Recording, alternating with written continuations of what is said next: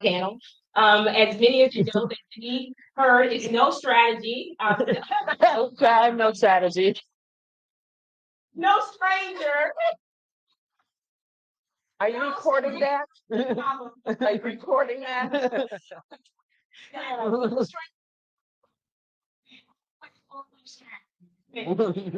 Or something.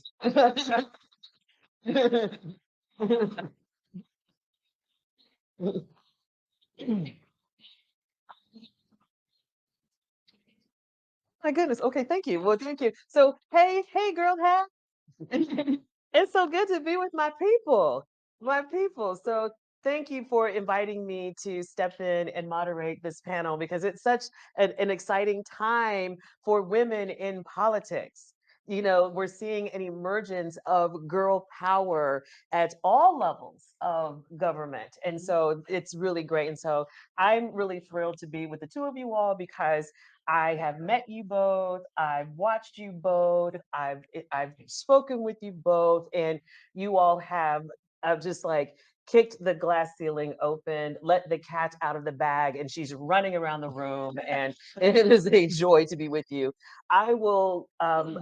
Been given your bios, but I encourage everyone to do your research so you can learn more about these two amazing women because I want to spend more time talking about topics. So we know you're from Lawrence. We know you're in Carmel. The rest, they're cool. So just. So no one likes to buy a friend. So why don't we just get to it? Okay. Sure, So sounds great. so I'm gonna ask like it's a little simple question because it's a question that everyone always asks, and I think it's a great jumping off point for us. But you all have a passion for public service, clearly, or you wouldn't be mayors of the cities that you lead. And so what turned that switch on for you all to get involved with it, not only just in public service, but to look at that office and the guy that was in it and say, I can do that job. And so, Deb, since you're right here to my right, I'll start with you. All right. Good afternoon, everyone, and thank you for this opportunity to speak with women like-minded so that we can share our experiences and hopefully get somebody else ignited to want to step up in our political arena in this journey. Um, Fortunately for me, I had a great opportunity to come to this decision. In my bio, you see that I've been in public service healthcare for over 40 years, and I had an opportunity. I'm a respiratory therapist, and then I moved up into leadership, and then I was their first diversity, equity, inclusion practitioner. And then in 2016, when things start changing in the political atmosphere, I decided to run for precinct committee person. And that gave me an opportunity to learn my neighborhood, to get a little my toe into the political arena and walk around with candidates. And then from that, I just got the bug and I won. And then they said, well, they didn't even wait a year. They said, well, you need to think about running for council. And so I made some calls, talked to a lot of friends, and they said, why not? I ran for council and I won that. I was like, okay. And I enjoyed sitting on the council because it gave you an idea of the check and balance of an administration. Now, women, they asked us 3 to 4 times. They came and asked me approximately 3 to 4 times, would I be interested in running for mayor? And I kept looking at them saying, me? And yeah, I'm a Christian and I prayed and fast. And I got my answer. And on the fourth time, they asked me, and I said yes. And we took off running because I felt what I've done in healthcare, the leadership skills that I had attained, that they were transferable skills. Each and every one of you in your businesses have transferable skills. You do finances, you manage your household, you might manage leadership, you might manage employees. So that's pretty much what we do, even though we may make policy changes and stuff like that, but you have transferable skills. We ran, knocked on 19,000 doors as a team. I ran and I won. And I'm the first African American Black female mayor in Lawrence and in Marion County. Wow. But I did like that. Yeah. Yeah, we didn't run on that. So that's my story, how we got involved. Thank you. Thank you so much. It's good to hear about your trajectory, how you made that work. Mayor Pinkham. So I was in a unique situation with Mayor Brainerd having been in office for 28 years, and there were already 2 female mayors prior to that. I don't know if you know that in Carmel. So I'm the 3rd female mayor, which is awesome to be able to say when people are like, first female mayor. I'm like, nope, not 1, but 2 more before me. So I was on city council for 12 years. I got involved because I was dissatisfied with the city councilor in the area that I moved into. I felt he was left a lot of character somewhere else and wasn't bringing it to the job. And was that said okay? Going into kindergarten, we moved there, and just over the next 5 years, I was just not impressed. I'm like, someone's going to run against this guy, and no one did, no one did, no one did. And I'm like, okay, we're going to give him a run for his money. So getting involved at 12 years, obviously had a close up and personal look at the way city was run. I'm a business person. I am a performance improver. Like I'm constantly looking to just grind it out and get more and more performance. And I was so appreciative of what Mayor Brainerd had done for the city of Carmel. It's an incredible community. He changed that and put it on an international trajectory for Carmel. But I was seeing opportunities for how we could focus on people more. Whenever I took a new job or even a new client, I'd always ask myself, am I going to learn? Right? Can I make a difference? Is this meaningful?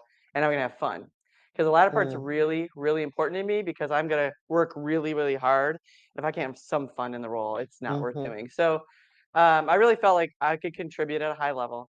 I felt like my experience and what I wanted to focus on was needed and would benefit the taxpayers of the city of Carmel, and that I could create enough havoc. That cat that we is running around the room, I can maybe add a little catnip and have a little fun in the city of Carmel. So I think as a candidate and as an elected office holder, you have to have confidence and just a little bit of hubris because there's some really tough days. And so had just enough of that to run. And of course, obviously, as Deb alluded to, so many people help and everything. So kind of just wanted to make a difference in my way, and I felt I could do that. So both of you all, so you're the 3rd female to serve as mayor in Carmel. You're the 1st female to I'm the or second female the to first African American black. okay, so the 2nd female to serve as mayor of Lawrence. And so I know that you've experienced some gender question marks in your experiences as mayor. And so I would love for you all to talk about some of the challenges that you have or that you're living through now in your role as mayor being female. I'm gonna let her take that first. All right. So I feel like I think that, well, first of all, I ran that I'm the most qualified. I just happen to be female, right? So I think that was like Deb said, she didn't run on that. I didn't either. I was like, I'm the woman candidate. I did not run on that. I've never tried to get a job or a contract that way either. Right. I think the challenges I get are like any of you out here in business. There's a lot of business down the golf course. I don't golf. There's a lot of the cliques that have been long serving that maybe you're not invited to or whatever. So you gotta find your own way and make your own cliques. So again, it's about having that hubris and the confidence just to do it your way. And so I think that's the challenge. Like I think again, like any of you are probably experiencing. I have been blessed to have really good mentors that are male, and I have worked in predominantly all male dominated settings. I was taking care of injured workers in the manufacturing setting. I was an athletic trainer in the sports world, and marketing and PR, largely with male business owners or leaders, and of course politics. So to me, it's just another day in a different job. So I feel like that I often get asked, "What surprised you most about being mayor?" And what surprised me most is the little girls who are that 6, 7, 8, 9, 10 space usually, who are just like, "Oh my God, you're the mayor. That you're a female, right?" And I did not see that coming. I've said that over and over again. Like they're all squirmy, want to just talk to you. Like my favorite was like, they want to talk to you. I'm like, what do you want to say? And they're like, thanks. Yeah. So shame on me for not seeing that coming because I figured like some of that was gone, past, especially in the third Mhm. female mayor. But Mhm. uh, I'm excited to help that, and we've been trying to be kind of intentional about engaging young women. We're working on a women's leadership seminar for women and young girls as well. So I feel like there's a platform there that I need to pay back to. So It's interesting that you talk about how little girls are shocked when they see you, and I know that you've experienced that as well. But if you think about it, we as women have not had the right to vote for very long. right, No, not You good know, point. and so and think about it, it's 2024 and we are possibly we're on the cusp of history right now Mhm. in our in our lifetime. lifetime. So yes, that would be the norm, that little girls Yeah. could be surprised, like, Mhm. oh my gosh, like you're a woman, you look like my mom, Yeah. who's like the most influential, powerful woman that I know. Yes. So I think sometimes we as big girls forget there's a little girl that lives in all of us, and how we get excited when we see women. We're excited. That's And really then well put. little girls are That's a really excited good to point. see us. So I think we should never lose sight of that. So I have it two pronged. I think that it's not a unique challenge, as we have all have discussed here, as women being in any type of CEO leadership role. You either fighting, you're too emotional, Mm, or you're too bossy, or you're aggressive. Um, um, there's so many cliches that they can add adjectives to us when we have to make up and stand in a room, um, to make decisions. And sometimes we have to make hard decisions in this position, and probably in each of one of your positions. But I want to add a little caveat to this also, because being a Black mayor and female is not only those adjectives, but I have to make sure that I'm dressed appropriately. I have to make sure that I speak appropriately. I have to make sure I carry myself even a level above, because they're just waiting for that opportunity to find one little flaw and say, I'm not fit. And so I know as women, we all have that, but we also have to understand sometimes when you where you are in your business and who you are and whose you are, there's things that you have to do above and beyond.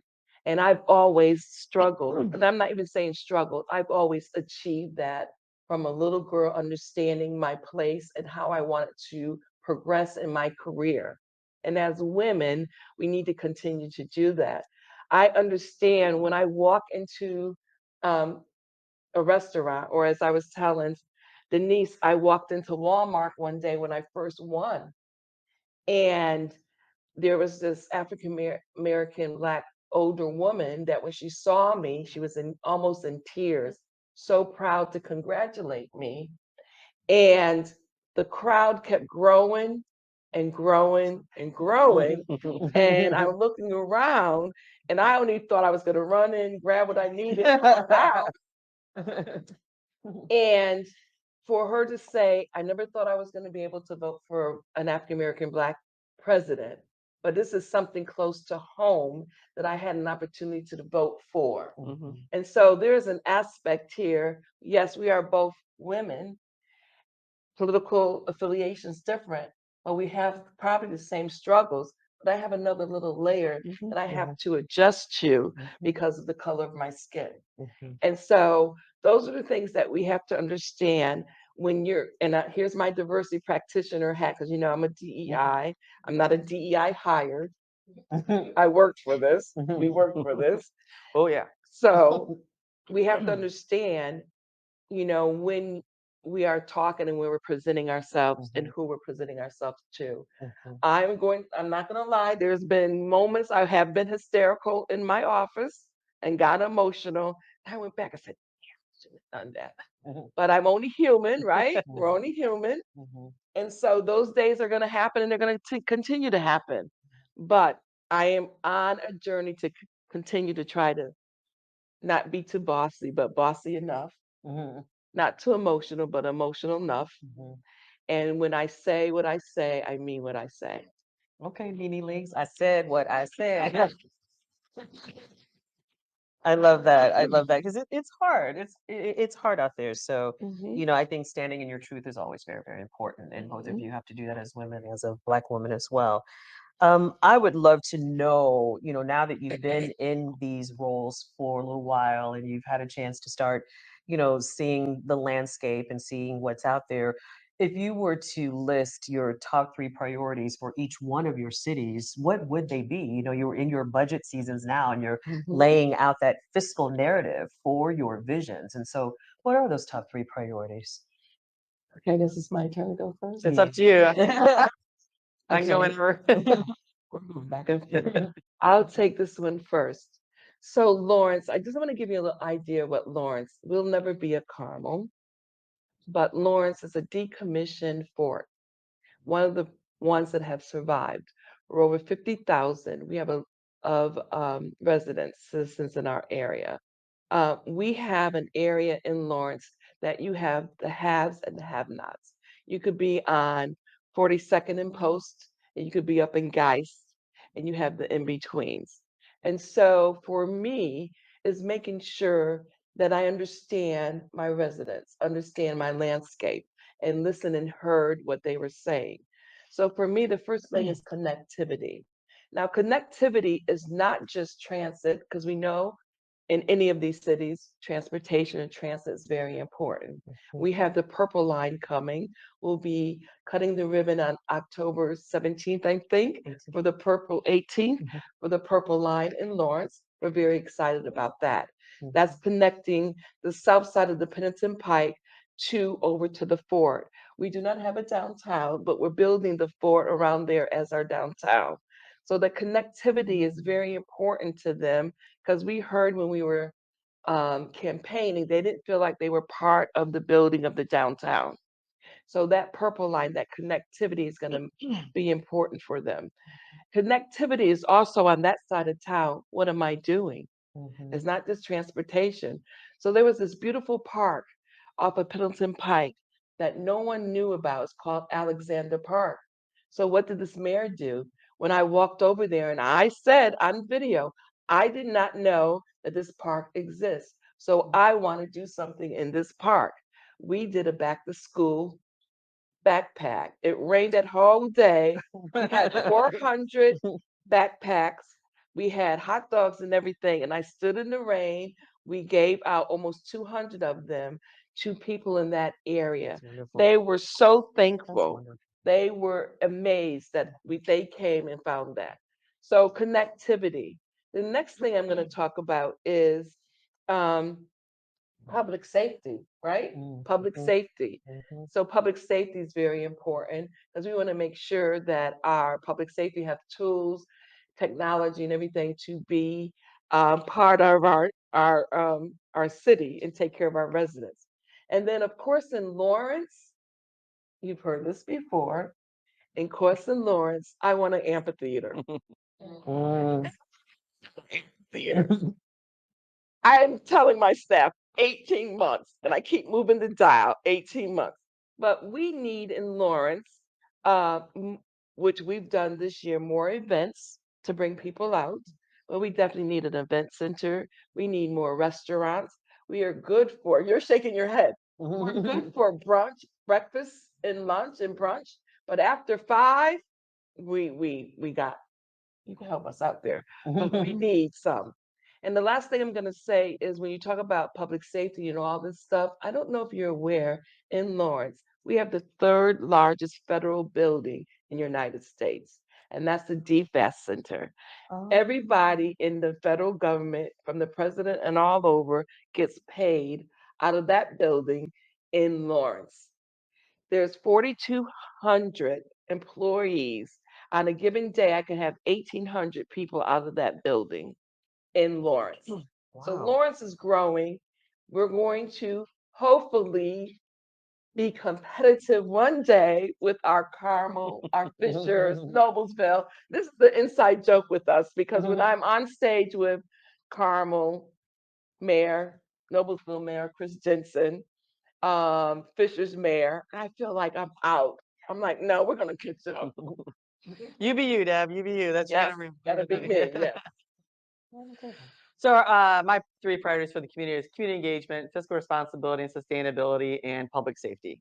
So community engagement, it's been very important to me to be out and about, try to be everywhere as much as I can. So we're listening to our residents, those that work here, those that visit here, to make sure we understand what they want. We started the administration with a big, huge community survey. We got 7,200 respondents, which was fantastic, which really told us a lot about what they think about their community. We hadn't done one since 1996, so it was overdue. We got a lot of great data, and really about what they think about roundabouts. 91% love them. Quality. I would have taken the under. Yeah. Quality of life, 97% said the quality of life in Carmel is excellent, right? And just about, again, what they think about our events and what they think about, the quality of our city services. So that was really important to me and our entire team, so we can then bake that into how we serve the community. Fiscal responsibility and transparency. We've been blessed for the past 10 years or so to have more revenue than other communities. There's been times, I will say, be slightly critical of Mayor Brainerd, where there's been waste, I feel, involved. So I think there was a little bit of lack of trust. I think there was also just questions about how can you afford the debt you have, and the debt numbers are never accurate when they're talked about. So we really felt like we needed to be out there and out front, constantly talking about, this is what we're doing, this is how we're doing it, here's more information if you want it. We just released 400 and some pages of our budget stuff online for every department, overall budget, and that's never been done before. And when we did release budget stuff in the past, it was like spreadsheets of stuff. There's no qualitative stuff. There's no why behind it. So really trying to paint the narrative of what we're trying to do with the taxpayer dollar that we're gifted to put to work. And then, of course, public safety. And I'm gonna define public safety just slightly different for you in Carmel. Public safety to us is absolutely police first and foremost. When we ask what the number one thing is why people move to Carmel, and then we ask another question, why do you stay in Carmel? Safe community was way over to the far right, and everything else was kind of a very, very far second through 10th. People come here because it's a safe community. They stay here because it's a safe community, and they want our police to be professional, compassionate, and well served. So they're taken care of. We also have a very active fire department, which is really an EMS department. Our firefighters are the ones who go on EMS runs. So we have 100 active fires a year. Lots more fire runs, which might be a fire alarm or something like that, car accident. But we are an EMS department largely, with like 9,000 EMS runs. So again, our public safety or our public is very, very engaged around, do I have the right professional come to my house to take care of my mom or my disabled adult child or my 2-year-old who just fell in the pool, right? So that public safety piece is really important in our community. And I will also put into public safety, though, our street network and our built environment. There's lots of information about a walkable community. That's like, why will people walk? Well, it's when they feel safe. It's when they feel like they're not going to get hit by a car. It's when they don't have to be a scary big garage opening with 4 bays open where you have to walk by and it's dark. The sidewalks are safe.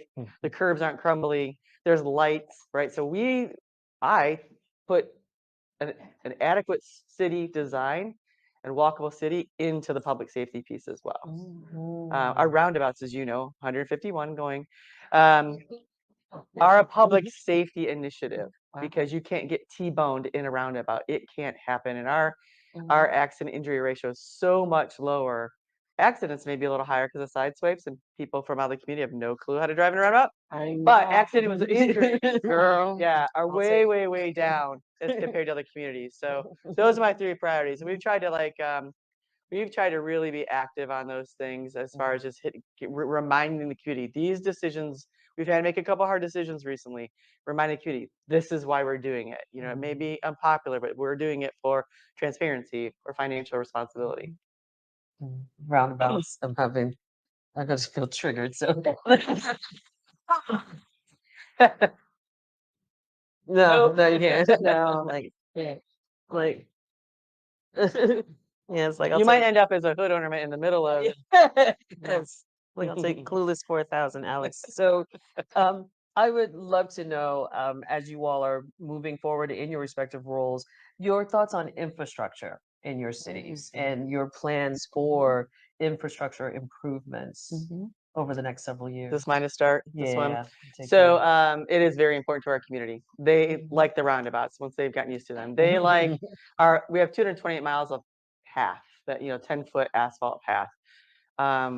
We consider parks part of our infrastructure. Even though I'm not over our parks system, it's technically separate. It's a joint venture between the township and the city. We fund most of the capital that goes through that. So it is a very, very high priority. Right behind that public safety is infrastructure. So we are putting our money where our mouth is, and that is going after wheel tax. Not popular, but our state legislators, $25 per car that you get assessed when you get your registration. So Fishers has done it, Noblesville has done it, 13 other communities outside of those two have done it. And our legislators are telling us, if you haven't heard it, you will.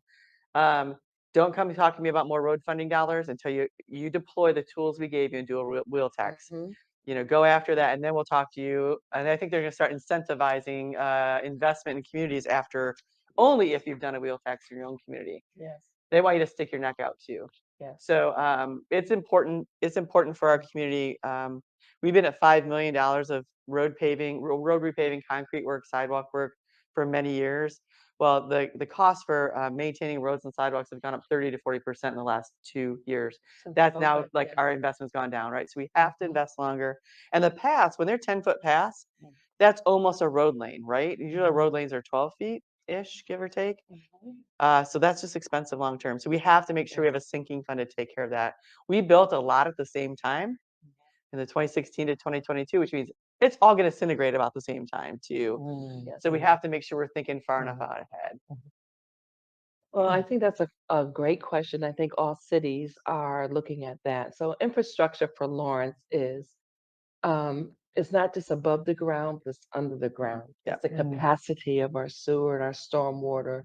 And so we in Lawrence, we're really investing a lot of dollars, and our utility team is working really hard to help us with the pipes and bringing in new pipes and getting grant monies and federal dollars. It's important to us. Capacity, as we have a lot of home constructions going up in areas, but our capacity, our sewer capacity for that is at its lowest, at its weakest. So we now have to really look at our capacity and what we can do for that. And so our infrastructure is probably like Mayor Sue said, it's probably with our public safety, our transparency, and it's there. We meet every week. Where are we in our infrastructure construction? Where are we? What are we doing? Who are we reaching out to? What areas of the city are we investing in? And one of the things we want to do in 2025 is technology. We want to start putting that on our webpage. So our people understand, we hear you, we understand, this is where we are this month. These are things that we're trying to do. Also, with our capacity, when these subdivisions started going up in Lawrence, they put trees on the easement and the sidewalks. We have a lot of sidewalks that are buckling now because of the trees, and they didn't put the right trees, and we're getting totally complaints. So with our parks and street, we invested so many dollars now, so we start going through our subdivisions and taking care of those buckled sidewalks, because that's a hazard, and then our trees. So we're really investing in the infrastructure. So sometimes when I talk about it, it's not just what you see on top, it's what you see under the ground that we're working hard on. And of course, infrastructure, roads, potholes, and all that. It is, I never knew how much asphalt was costing. I was like, what? And I didn't know there's a difference in the winter, what we patch, we would do in the summer. Absolutely. And I was like, man, okay. Yeah. And so those are dollars that's in your budget that you have to try to find, where do you find those dollars from? Because you only get X amount of money that comes in from property tax, levy, debt service. That's one thing that we're doing, learning about our debt. And then our council, in our last council meeting, someone brought up wheel tax. And I was like, yes, our council members are thinking ahead. What does that look like? So building that, when you talk about infrastructure, it's all part of what we do each and every day. Can I have one more thing on infrastructure? Please. please. We've really been investing in our people infrastructure as well, both Mm, internal to City Hall, as I call it, mhm, and externally throughout our community. Because I feel like that was an opportunity that we had missed in the past. Um, I've said this before, so if some of you heard this, I apologize, but we have 110 languages spoken in Carmel from 90 different countries. Mhm. We have not invested in that infrastructure and how to make mm, sure that they feel welcome, mhm, part of our community. We did the first ever cricket, where we were one of 4 cities in the country that had a cricket viewing with a cricket world. What, let me say the World Cup for cricket games. We were one of 4 viewing sites in the country. And the gratitude by just putting that game on the big screen at Midtown was Mhm. overwhelming. And I just think those things really, really matter when you're building a community. You're not just building, you're building the underground, mhm. you're building the streets, you're going vertical with buildings. But man, you better be paying attention to the people. People. And so we really have Yes, tried to to do the that. point. That is a long-term investment. It We're doing our first Diwali event this year. We're hoping to do one for Eid next year. We're going to do a cherry blossom festival with our Japanese. We already do the Chinese mooncake festival. So we're really trying to be intentional. Eventually, hopefully, getting an international district where we can really make a difference. So I just want to Sounds add that good. from a And people I, No, thank standpoint. can I you. It's piggyback on that? Because I please. do want to say I've heard this a couple of times, and I think that's very important for us to understand how diverse the cities in the Marion County, Hamilton County is. Mhm, Lawrence is 47% diverse. We're 13.9 Latino Hispanics. We have a high right now of Haitians coming into Lawrence. mm, And so working with them this summer and hosting their first Flag Day in one of our parks. mhm, So that's very important that we do need to understand who's in our mhm, city and how that infrastructure and how that community engagement is very important. And mhm, so again, understanding where each of these cities are and what mhm, we're trying to do. mhm. Good point. So I'm going to shift gears a little bit, and I have a question for you that wasn't on the list of questions Oh, that, Lord. because yeah, because because we have to do that. That's like, And so when I talked to a couple of people and told them that I was going to be talking to you both, I asked, what should I ask? And so a very interesting question came up, and it's right in line with what we're discussing. And Linda's looking at me like, what, Denise? And so, gee, that's coming my way. Yeah. You talked about 4,600 people working at DFAS. mm, 4,200, excuse me, 4,200 people working at DFAS. We know that with the population of Carmel, we know that there are people living in Carmel that may be traveling to Fishers or to Indianapolis to go to work, but call Carmel home. We know that some of those 4,200 people that are working at DFAS may not live in Lawrence. They may mhm, live in Indianapolis or call Indianapolis home and travel up to Lawrence to go to mhm, work. How do we address some of the struggles, perhaps, that maybe Indianapolis may be experiencing from an infrastructure perspective when it comes to taxes? Because your residents pay taxes, we pay taxes into the communities in which we live, but we may work in communities outside of where we live. How do we mhm, mend and have those dialogues to make sure things mhm, are equitable when it comes to infrastructure mhm, and funding for infrastructure? I mhm, love a change in funding for that because we have more jobs in the city of Carmel than we have working adults. So mhm, we draw thousands into our city every day for Mhm, working.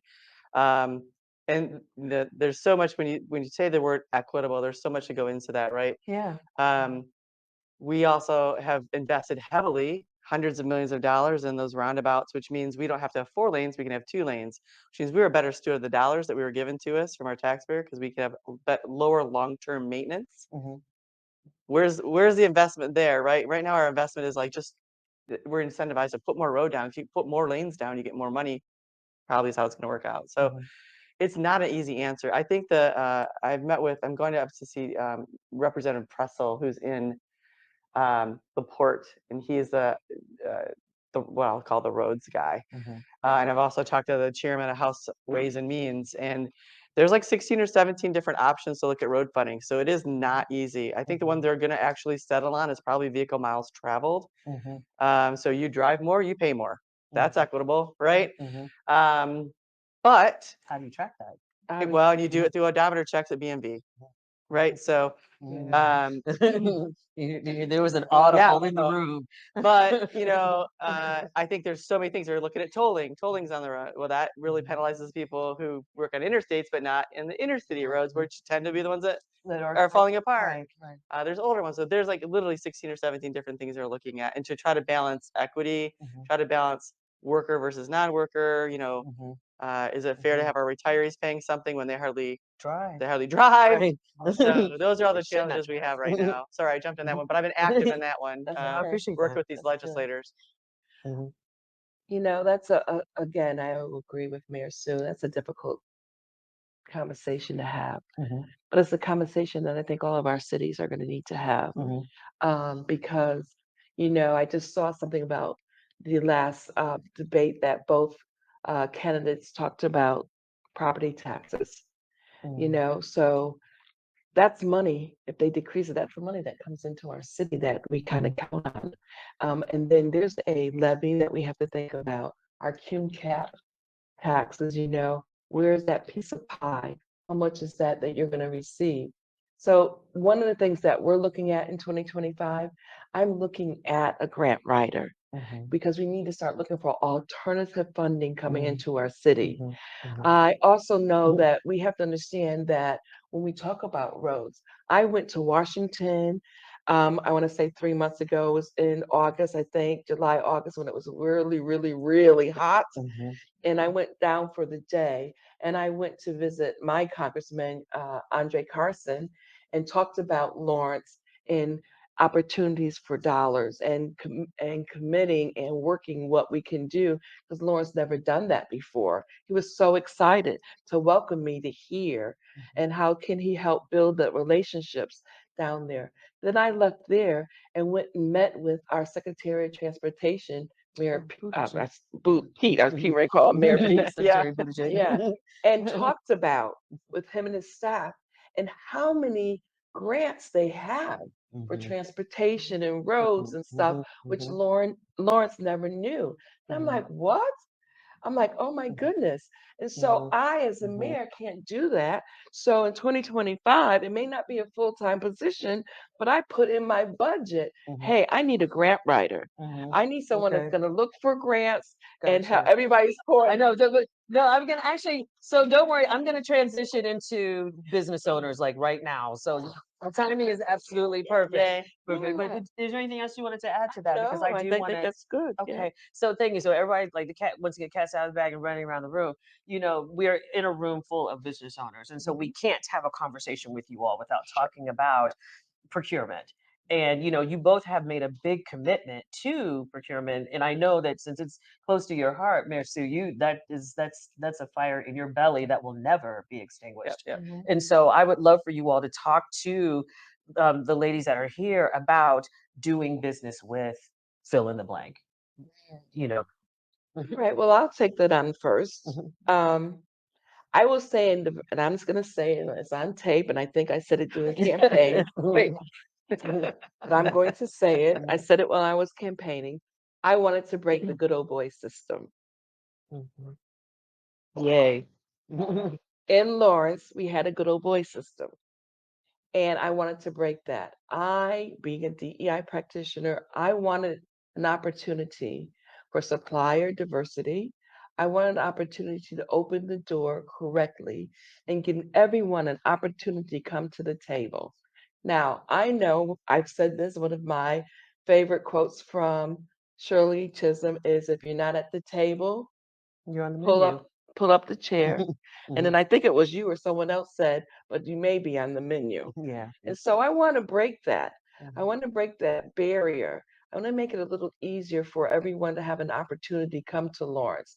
Lawrence has been a closed ship or closed city, however you want to say it, for so long. And it's time. And I campaigned on that. And I'm not afraid to say that that's what I want to do, because I think it's important for the growth of Lawrence.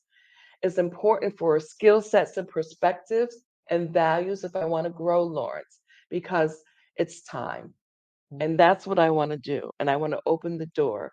And that's what we're working with. That's what I'm working in our city with my executive staff. And how do we make that happen in 2025?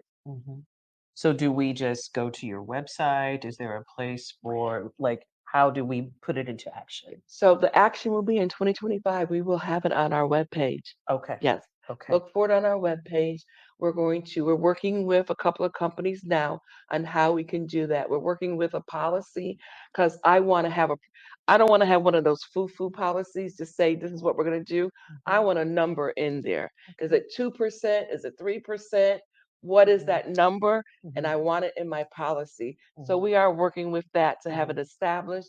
And my goal is first quarter of 2025 that we will have it on our webpage. Okay. Awesome.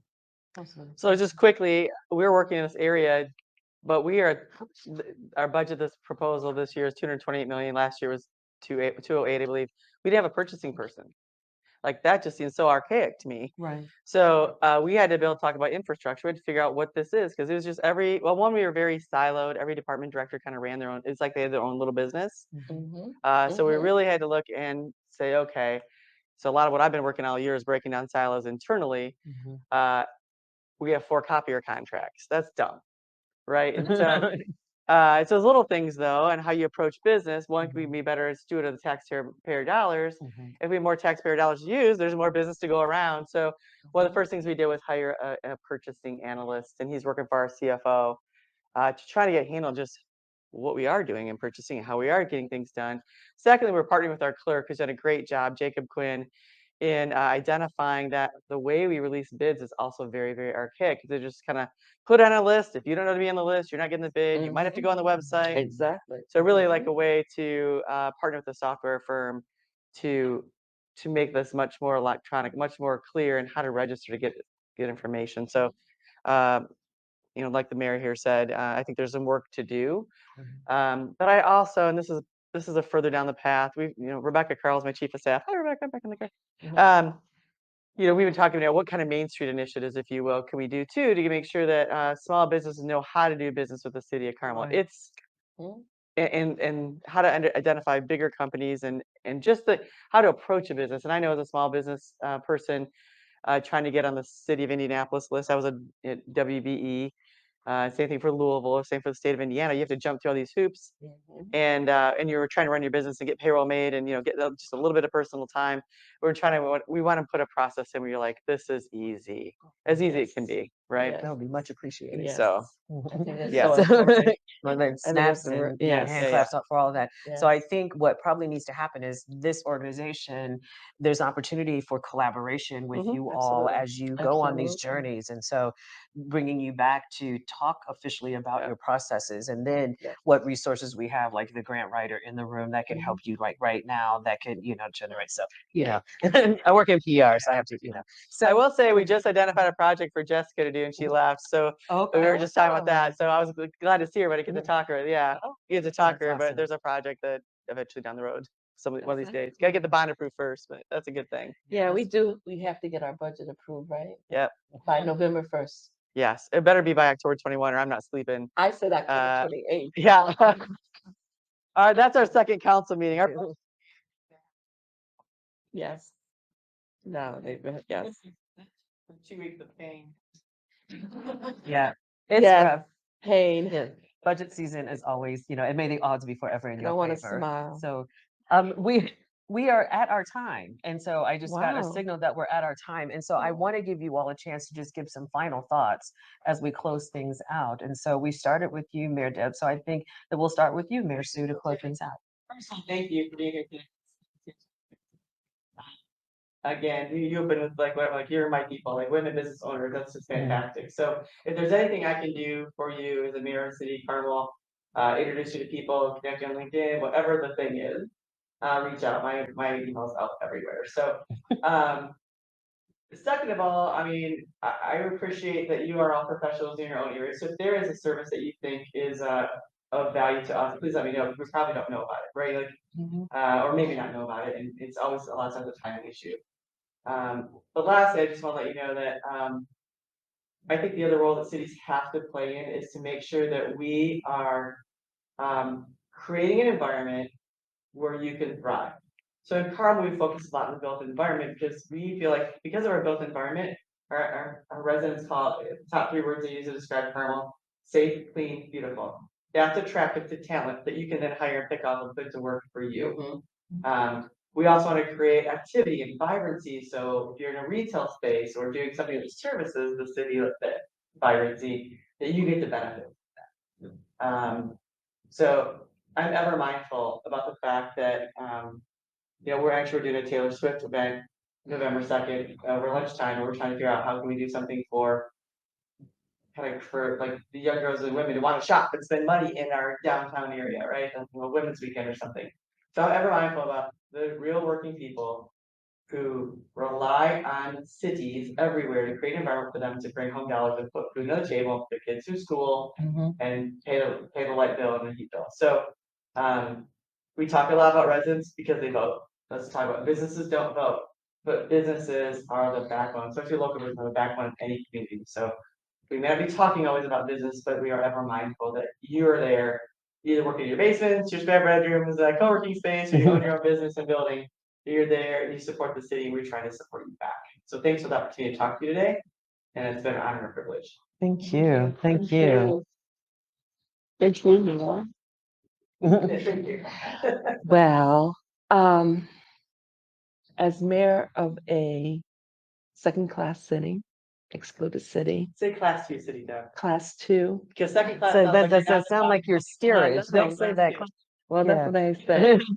I liked it. I think I Shift could the change that. shift the brand. Yeah. Shift the brand. Yeah, we should PR that. Yeah. Big power. That's power. So second that- class. Yes. Like tier 1, tier 2. Tier 1, tier. Yeah. Yes. We see. I love that opportunity for the city of Lawrence. It is so important at this time that we acknowledge that the city of Lawrence has an opportunity.